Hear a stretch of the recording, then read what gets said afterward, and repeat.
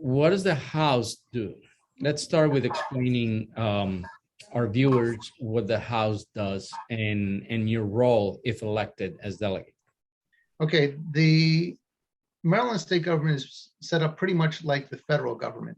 There's a lower house, like the House of Representatives in Washington, and then up the Senate. The lower house is called the House of Delegates.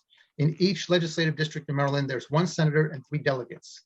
So in District 17, where I am, Rockville and Gaithersburg, this year, one of our 3 delegates is not seeking re-election. That's Jim Gilchrist. Our current delegates are Kumar Barve, Jim Gilchrist, and Julie Plakovich Carr. Now, let me just say right up front, if Jim Gilchrist were not stepping down, I would not be running. I have full confidence in the team we've got in the House of Delegates now, Barve, Gilchrist, and Plakovich Carr. I see no reason to replace them, but Jim decided after 16 years in the House of Delegates to move on and do something else. Now, like the federal government, the legislation can begin in either the Senate or the House, but it has to be passed by a majority in both houses. And then it has to be signed by the governor. If the governor vetoes legislation, then you need more than a majority to override the veto.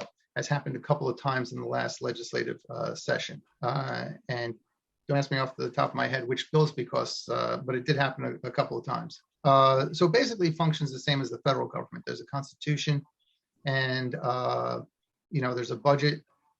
Now, Maryland is unique and very different from the federal government in that the legislature doesn't have as much control over the budget as does the federal government, the House of Representatives and the U.S. Senate, and the governor has a lot more control over the budget.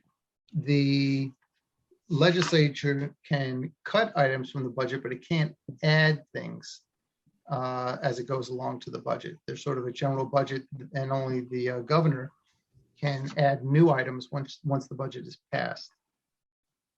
So that's basically in a nutshell what the legislature does. The terms are in both the House and the House of Delegates and the Senate are for 4 years. They correspond with the term of the governor.